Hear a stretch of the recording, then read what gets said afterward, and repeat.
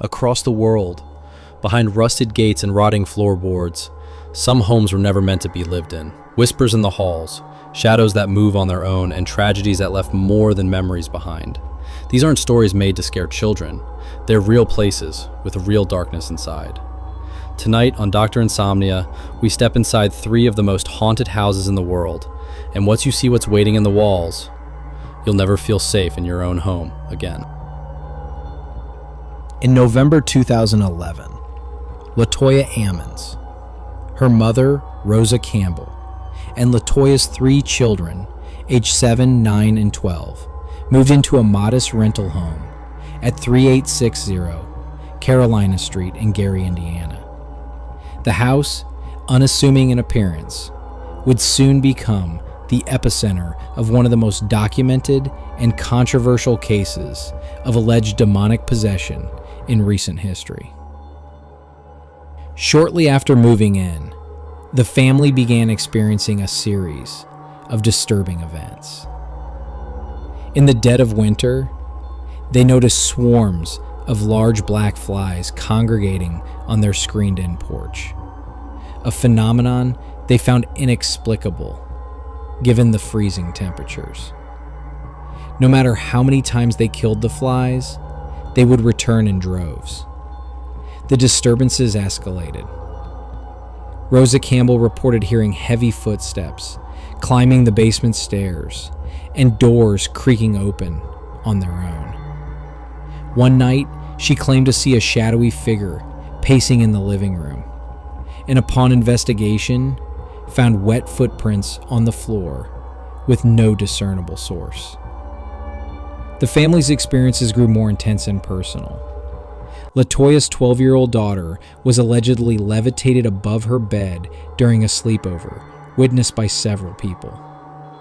The girl had no memory of the event afterward. Her sons began exhibiting disturbing behavior. One was said to have been thrown across a room by an unseen force, and the other reportedly growled in a deep voice, his eyes rolling back into his head, uttering phrases like, "It's time to die, and I will kill you." Desperate for help, the family sought assistance from their physician, Dr. Jeffrey Onyoka. During a home visit, he noted their behavior as delusional and contacted the police. The children were taken to the hospital for evaluation. There, medical staff and social workers claimed to witness one of the boys walking backward up a wall and flipping over his grandmother, landing on his feet, a feat that defied logical explanation. The Indiana Department of Child Services, DCS, became involved, suspecting the children were being coached or influenced by their mother. However, some officials, including seasoned police captain Charles Austin, were convinced that paranormal activity was occurring. Photographs taken by police allegedly showed shadowy figures, and audio recordings captured unexplained voices. The family turned to their local church for help. Reverend Michael Maginot was brought in to assess the situation. After interviewing the family and witnessing some of the phenomena, he concluded that they were being tormented by demons. He performed 3 exorcisms on Latoya Ammons, 2 in English and 1 in Latin. Following the exorcisms, the family reported that the disturbances ceased. They moved to Indianapolis in 2012, and the events reportedly stopped. The story gained national attention with various media outlets covering the case. In 2014, paranormal investigator Zach Bagans purchased the house for $35,000. He documented his experiences in the film Demon House, released in 2018, before demolishing the property in 2016. Despite numerous eyewitness accounts, the case has its skeptics. Dr. Onyoka maintained that the family was experiencing delusions. Skeptical investigator Joe Nickel suggested that the events were misreported or exaggerated, citing that the boy who walked up the wall was being held by his grandmother, which could have facilitated the maneuver.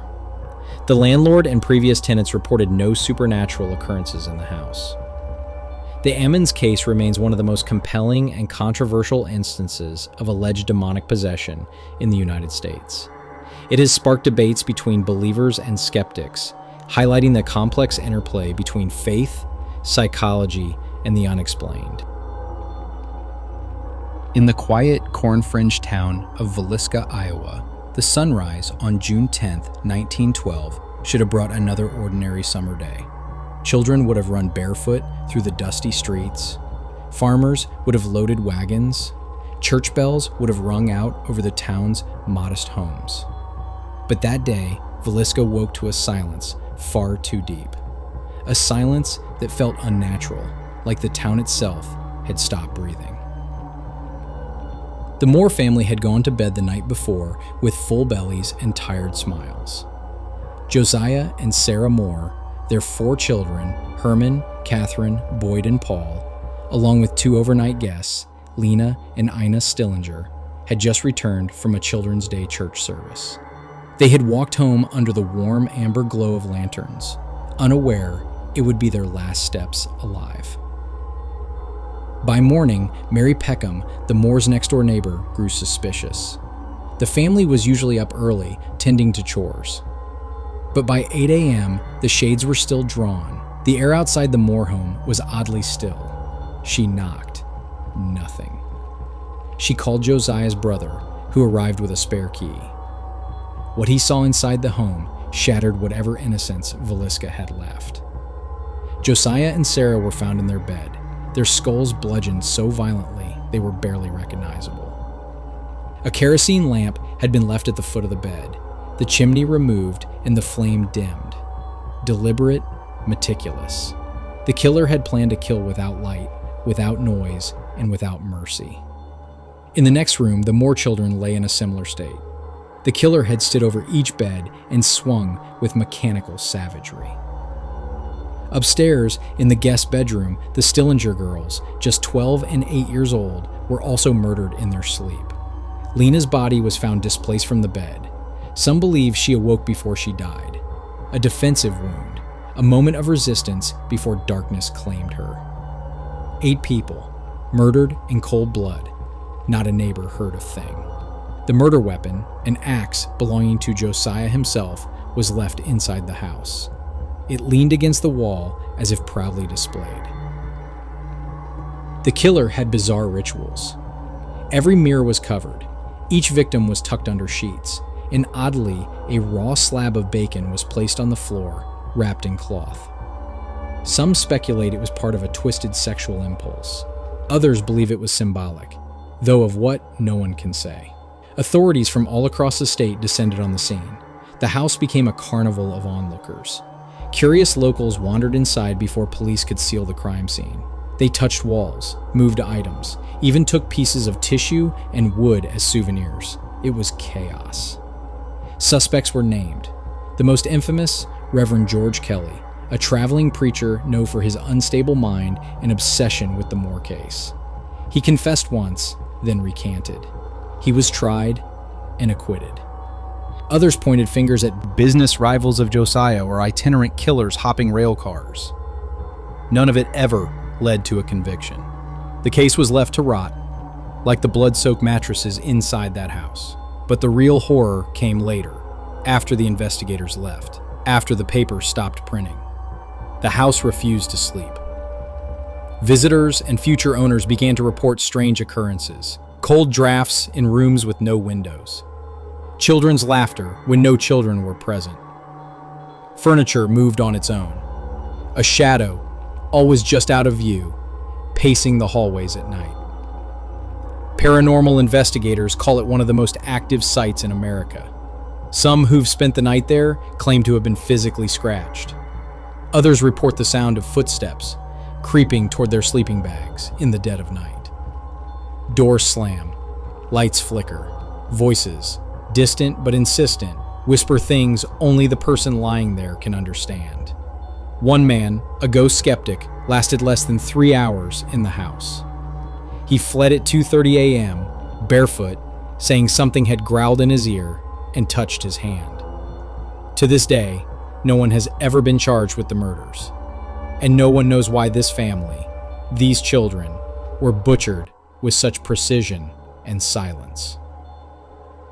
Over 100 years have passed, but the questions remain. And the house waits, always waits, for someone brave or foolish enough to ask them again. So if you ever pass through Villisca and you see a small white house with its curtains drawn tight, listen closely. You might just hear the creak of floorboards, or a soft voice calling for help from the second floor. But whatever you do, don't go inside after dark. In the heart of Junee, New South Wales, atop a gentle hill, stands a mansion that time forgot. Its Victorian architecture, once a symbol of opulence, now cast long, eerie shadows as the sun sets. This is Monte Cristo Homestead, a place where the past lingers and the walls seem to whisper tales of sorrow and despair. Built in 1885 by Christopher William Crawley, a prosperous farmer and businessman, the homestead was intended as a testament to his success. He and his wife Elizabeth raised 7 children within its walls. However, beneath the surface of their genteel life, darkness brewed. Tragedy struck early. A young maid, rumored to be pregnant with Christopher's child, fell, or was perhaps pushed, from the balcony, her blood staining the ground below. Despite attempts to cleanse the stone, a faint discoloration remains, a silent testament to her untimely death. Another tale speaks of a stable boy named Morris, who, after calling in sick, was punished by having his mattress set ablaze. Too ill to escape, he succumbed to the flames. Visitors to the coach house report hearing his anguished cries and feeling sudden gusts of cold air. The Crawleys' own family was not spared. Their infant granddaughter, Ethel, died after being dropped down the stairs by a nursemaid who claimed she was pushed by an unseen force. Even today, children visiting the house become inexplicably distressed near the staircase, some reporting the sensation of a small, cold hand slipping into theirs. After Christopher's death in 1910, Elizabeth became a recluse, confining herself to the attic chapel for 23 years, leaving only twice during that period. Her stern presence is still felt. Guests have reported seeing a woman in period clothing, her gaze stern and unyielding, watching from the windows. The homestead's dark history continued even after the Crawleys. In 1961, caretaker Jack Simpson was shot dead on the porch by a local youth influenced by the film Psycho. The words "Die, Jack, ha ha," were carved into the shed door, a chilling message that remains visible today. In 1963, Reg and Olive Ryan purchased the dilapidated property, unaware of its haunted reputation. Their experiences were unsettling, returning home to find every light ablaze despite no electricity, hearing disembodied voices and feeling unseen hands touch their shoulders. Their son Lawrence once saw an old man sitting at the foot of his bed who vanished when approached. Over the years, Monte Cristo Homestead became a site of paranormal interest. Visitors reported sudden nausea, fainting spells, and overwhelming sadness. Photographs captured unexplained mists and orbs, and some guests claimed to hear whispers or feel cold spots in certain rooms. Despite its eerie reputation, the homestead operated as a museum and tourist attraction until January 2025, when it closed to the public following a change in ownership. Today, Monte Cristo stands silent, its windows dark, its doors closed. Yet those who pass by often feel a chill in the air, as if the house itself is watching, waiting, and remembering. Thanks for watching this journey through 3 of the most haunted houses in the world.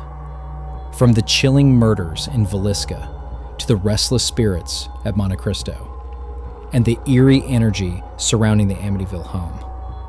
If you enjoyed the video, be sure to like, subscribe, and leave a comment below letting me know which story creeped you out the most.